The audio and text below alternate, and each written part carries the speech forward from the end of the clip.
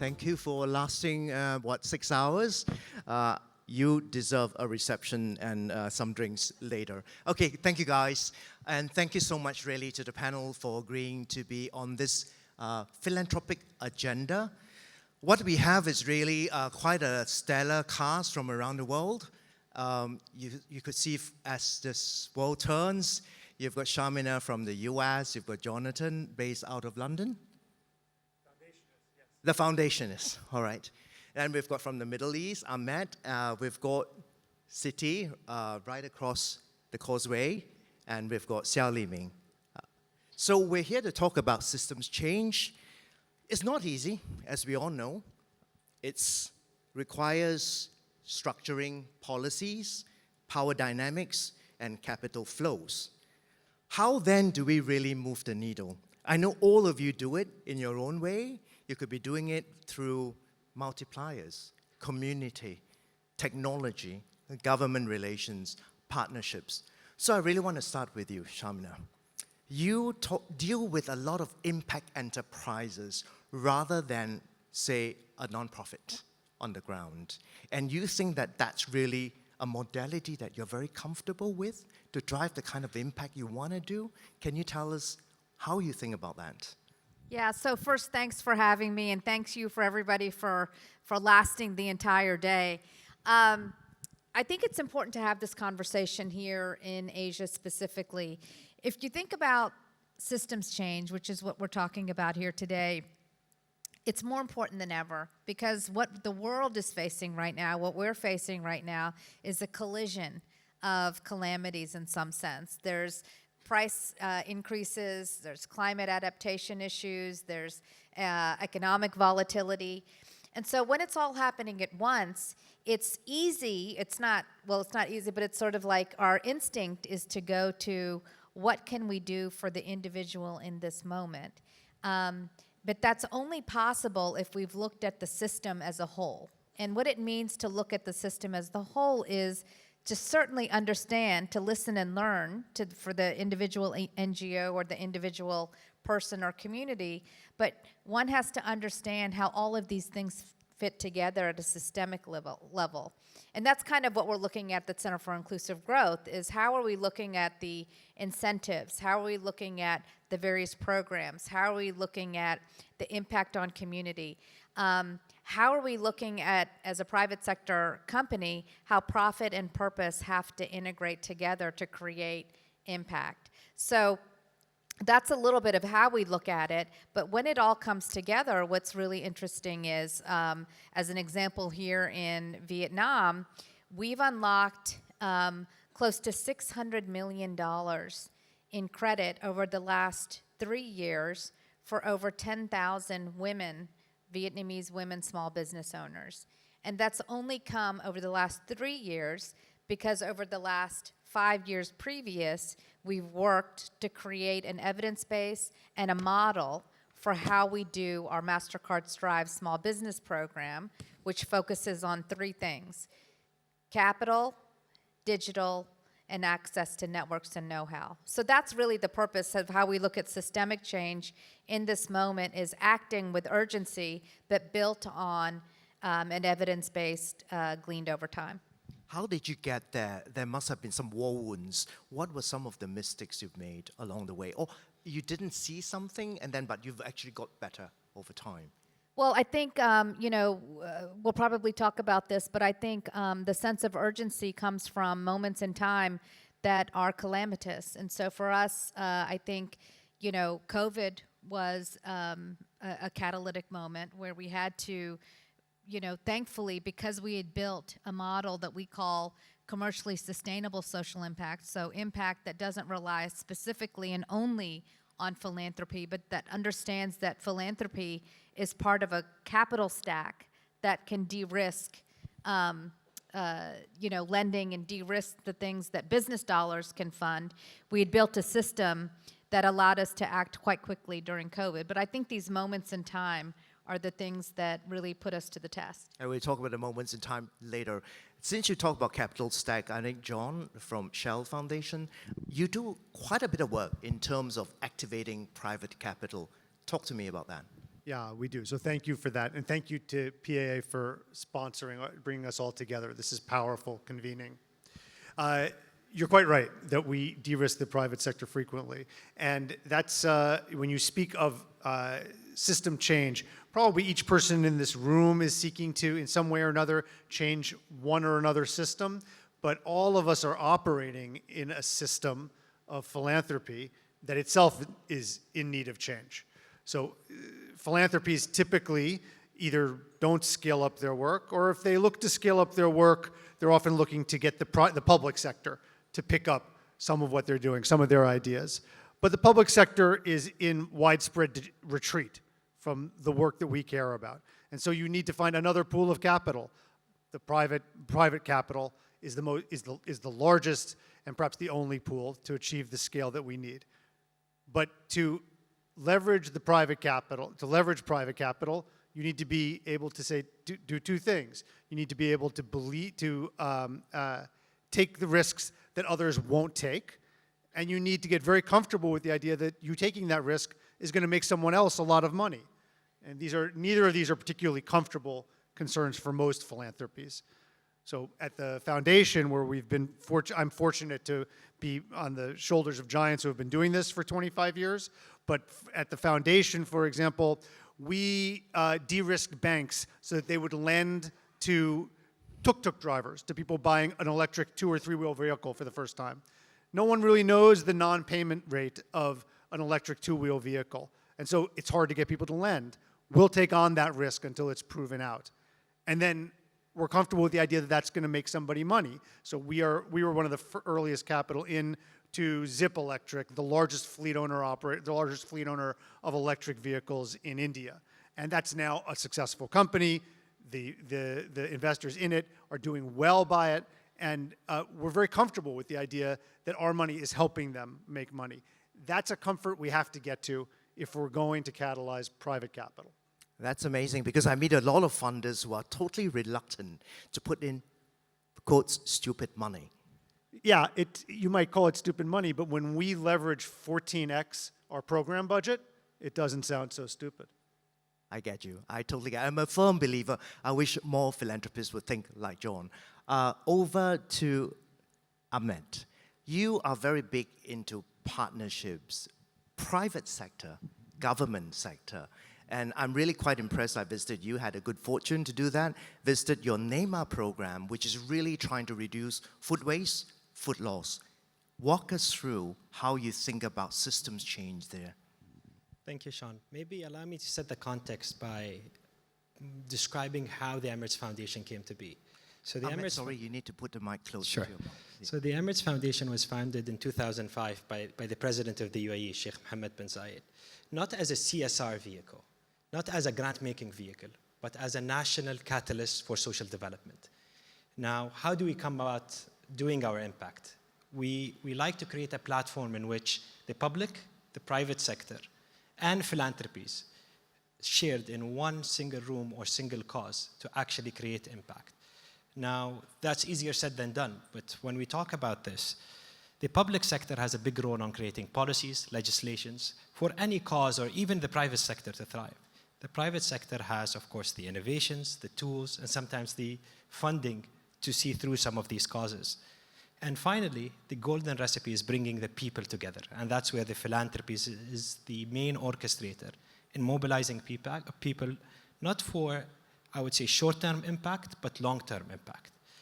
In specific, we had an initiative on food loss and food waste, which resonates with everyone here in the room. It's something that many nations are facing. And how did the public sector come in? By introducing policies and legislations to allow us to redirect the surplus of food and also save some of the waste that happens from policies that are very strict when it comes to food, safety and whatnot. Now, the private sector also benefited because they had innovations in which they could test. Circularity in specific was a very big thing. Jonathan mentioned, how do we leverage some of our money or innovation? You allow them to sandbox on some of these redirected surplus of food. And finally, no change can happen if the people don't believe on it or adopt it. So I would say we sum it up in the 4P partnership: public, private, and philanthropic partnership. Without it, I think philanthropies won't move as fast, and you will be working in silos or in between Chinese walls. Actually, I remember being briefed about how when we approach a buffet line and our plate is actually smaller, you tend to reduce food waste. Has that been ingrained in UAE, people living in UAE? Of course, so behavior is always the root cause of many of, I would say, the causes that surface in the philanthropic sector, whether it's in the environment sector and whatnot. And sometimes studying human behavior is the solution for you to do a proper intervention. You know, by getting the plate smaller, you might not feel the difference. But for the private sector, it's tied to a dollar sign. They say food. That's how you also marry two in one. You've saved, you know, food from going to the I would say to the waste facilities, but at the same time, the private sector also had something to gain. So creating this win-win situation by studying human behaviors and then creating these nudges on site. And making everyone see the benefit of it all. Note to self, MBS should start giving us really small plates tomorrow over lunch. Over to Dr. Xiao. He interestingly shares the same Chinese name as me. I'm sure we belong to some village many, many generations ago. Xiao Liming, happy to have you here with us. He'll be speaking in Mandarin, so I hope you've got a headset. If not, the app on your phone actually does the translation to 8 Asian languages. So how does China think about systems change in what you do at Tencent Foundation? I remember, and I do know, your 99 Giving Day attracts a lot of donations. And has that really changed the mentality of the people in China? 非常感谢那个我的本家的这个提问啊，很抱歉啊，我只能用中文发言。刚刚那个主持人提到腾讯的99公益日，这个在中国国内是基本上所有人都知道这个公益活动，这个就是腾讯用它的数字技术带来的对公益行业一次伟大的这个变革。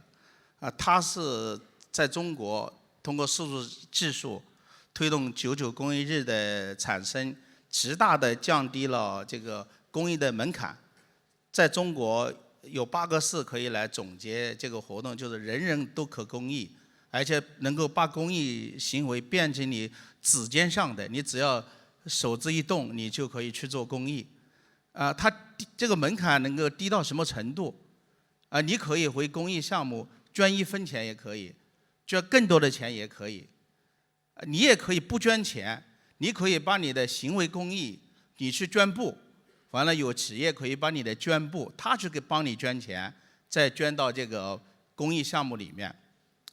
所以它使公益变得非常非常便捷。我们有一个统计数据，它已经在我们的99公益日这么多年，已经带动了中国14亿人次去参加这个公益活动。它帮这个中国的公益组织，总共这么多年下来，已经募捐到了367亿人民币的这个捐款。所以腾讯的这个公益平台已经是全世界最大的互联网公募平台。这是我想要讲的这个成绩。当时主持人也问，虽然这个99公益日已经实现这么大的规模化的公益行为，但是我们想说的，它并没有对中国的公益行业、公益慈善带来系统性的变革。为什么？因为它没有解决中国公益行业这个结构性的短板问题。为什么呢？因为中国的公益慈善70%的捐款都是来自企业，企业公益是中国的公益行业的主力军。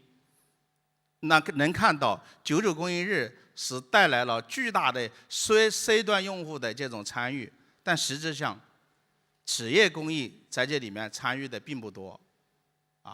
那我们说怎么才能真正的去推动公益慈善的这种变革？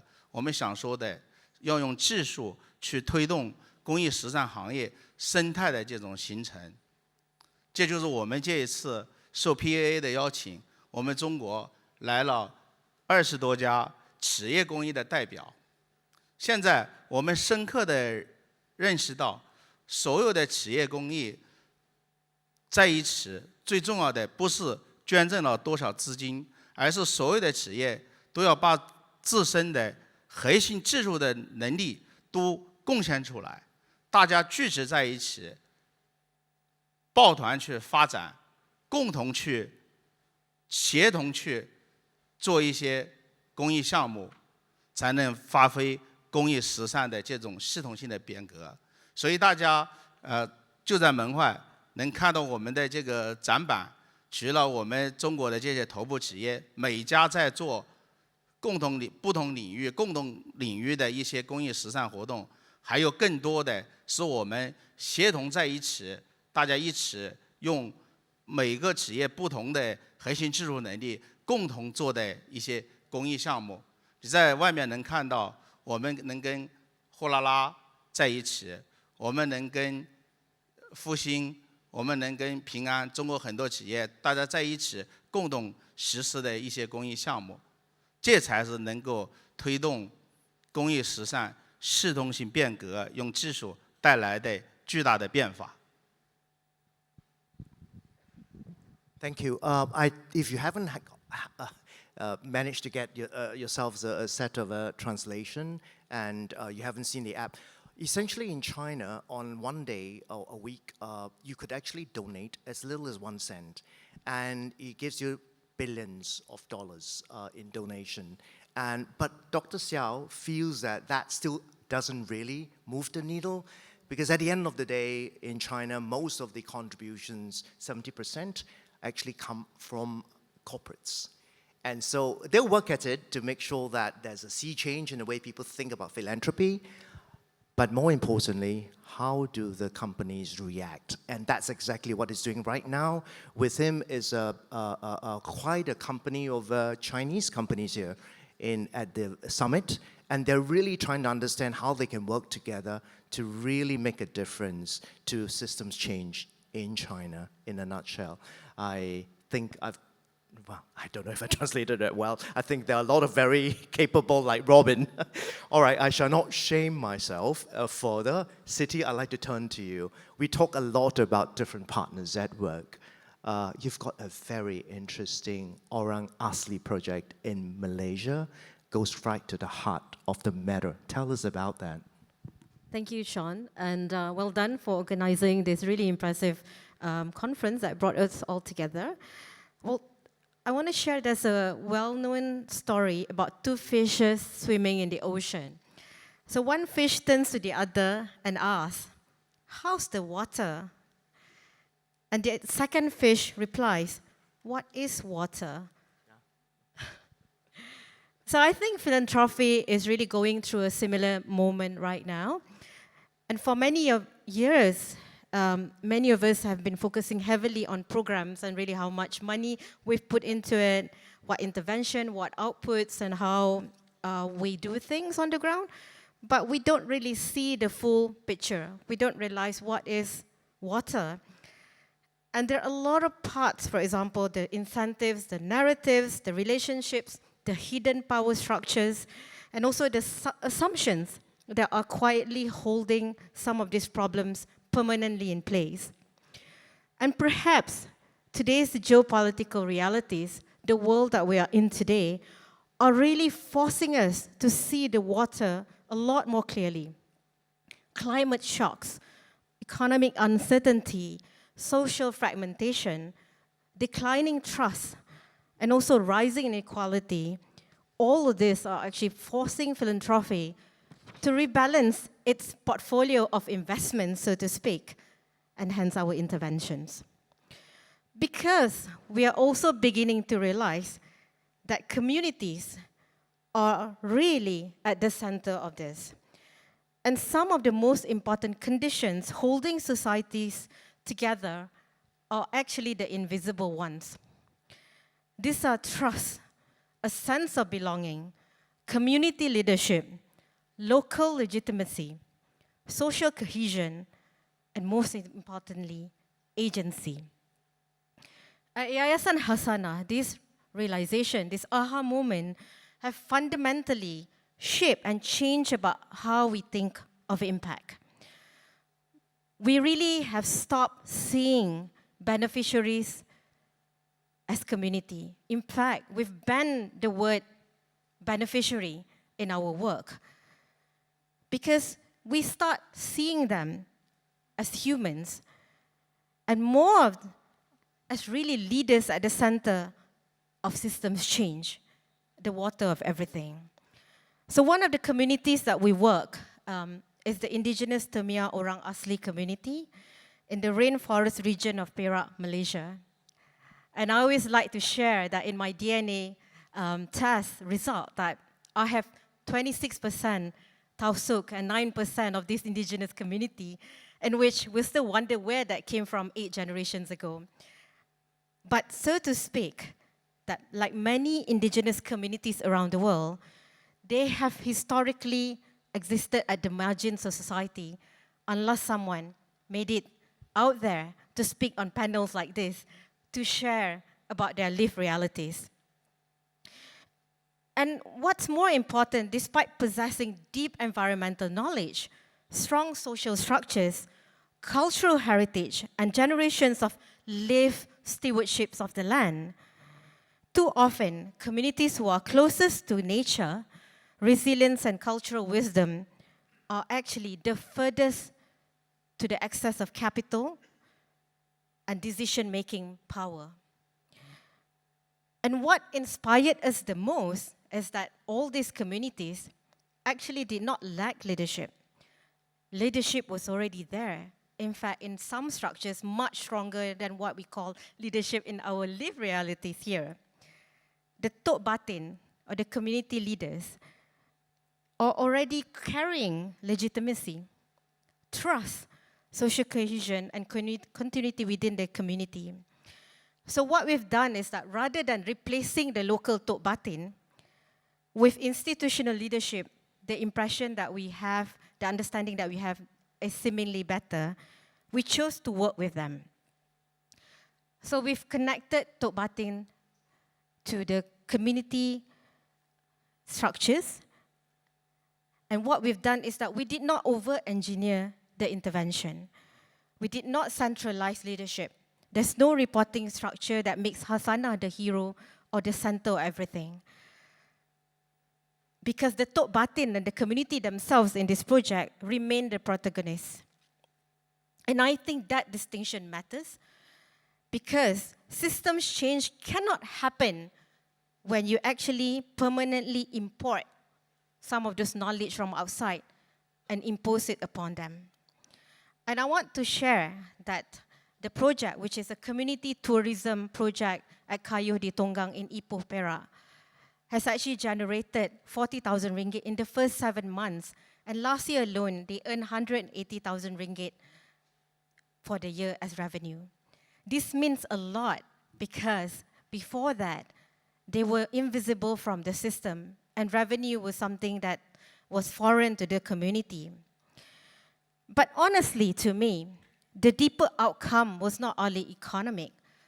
Talking to Tok Batin Cik Alang and the kind of confidence that he demonstrated when he talked about how they're actually guardians making sure that the tiger doesn't cross the river to the other side, to make sure that there's no human and wildlife conflict, is that they are able to become trackers, and they're also able to share the generations of knowledge.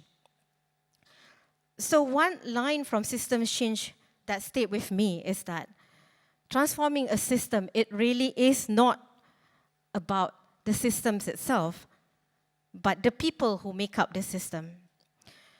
And ultimately, sustainable systems change is not only built through policy and how much money you put into these communities. They're really built through trust, through dignity, through participation, through relationships that's strong enough to withstand uncertainty. And perhaps the most important lessons for philanthropy is that the greatest risk is not failing to act, but failing to see the water that we ourselves are swimming in. Because the systems that we seek to change also shape us. And Hasanah is not simply about scaling programs. It is also shifting the conditions that the problems have been held together. And often having the humility to also acknowledge we could have been part of the problem. Yeah. Thank you. Well said, well said. Okay, we've got 5 minutes left. I think I've heard a couple of mentions of crisis. We're going to have to deal with the elephant in the room, the current crisis. So what happened was a couple of weeks ago, PA and BCG, we surveyed 20 Asian and global funders on how the current crisis is affecting their priorities. Headline finding was stark. Not one of the 20 saw this as a short-term shock. Everyone described it as a structural disruption. Rapid fire. Put up your hands, just grab the mic. Make sense of that for me. How are you seeing the current crisis and its impact on your work at the foundation? I see you're ready to go. Ahmed. So, with every crisis, Shaun, there's opportunity. We've all lived it during COVID. People thought many sectors were going to change, will become obsolete. But on the contrary, we saw a lot of positive change coming out of such crisis. Including this one, we will emerge stronger. And we just need to look very closely to where the opportunities lie. Now, where the advantages as philanthropies, we can move fast. We are agile, we can look at the bigger picture, and we can double down. Dr. Li Ming here deals with crisis and actually goes out stronger. I was very impressed when I saw their model and how they deal with natural disasters. That's something that we will live over and over. How do you come out resilient, strong, and bounce back? And I think for all of us here, we have success stories. But for us, I have my mentor and coach here, Dr. Mughir, that's sitting in the front row. We were asked to double down. And I think we will always double down because with crisis, opportunities come. Great. 2 quick answers. Yeah, just Shamina. quickly, you brought up COVID. I mean, I think that's sort of an example, again, of where there's crisis, there's also opportunity. At Mastercard, we had made a commitment over 10 years ago to bring 500 million people into the formal financial system, not only because it was going to be good for the people we were bringing in, but ultimately for a payments company like Mastercard, digital transactions can be a good thing for the company. It was part of our doing well by doing good. When COVID hit, we realized the consequential situation that arose because there were so many people that were not connected. People expected that companies like Mastercard would pull back in that instance, but instead we actually leaned in and doubled our commitment and said, nope, we're going to bring 1 billion people into the formal system. Last year, we achieved that commitment, and we continued on in a new economy to say now we're going to connect and protect 500 million more people on their journey to financial health. In fact, the Chinese word for danger has opportunity in it. Li Ming, can you just tell us how you're seeing it from China? 我说一个观点啊，我们觉得现在亚洲最大的危机是中东正在发生战争，是吧？但是我觉得在这么大的危机面前，公益更能发挥它更好的作用。所以有2个观点，就是公益是没有国界的。公益也是没有，像商业上是没有竞争对手的。只有把用这2个观点，把公益，把亚洲的，就是也像 PA 办的这个大会一样，把亚洲的公益生态的这个力量变成一个生态，大家才能在这个最大的危机中发挥更大的作用。中国正在做的，我们企业公益正在建立一个大的生态。我们也希望跟 PAA 这种战略合作伙伴一起，我们在亚洲公益史上建立一个更大的生态。无论有多大的危机，我们公益力量都能发挥更大的作用。这是我想表达的。Press ahead, guys, press ahead, no matter how big the crisis is. Any more quick words, John and Siti? John? Sure, just that we've worked a lot seconds. on energy transition and helping small businesses achieve energy transition. But that motivation now is energy security. So an induction stove that may have helped a few thousand small shop owners in India is now being scaled up to 100,000 shop owners by virtue of the need for energy security. It's just one example. Siti, just 1 minute. We're out of time. It's really good for the local economy. Because of the energy crisis, people are actually finally choosing to stay at the Orang Asli Eco Lodge, for example, instead of going to overseas. So crisis can be good. Make the most of the crisis. Thank you so much for your time on the panel. I hope for the audience that this has been instructive. And thank you once again for staying right through to the very last minute of the first day of Philanthropy Asia Summit. Thank you, guys. Thank you.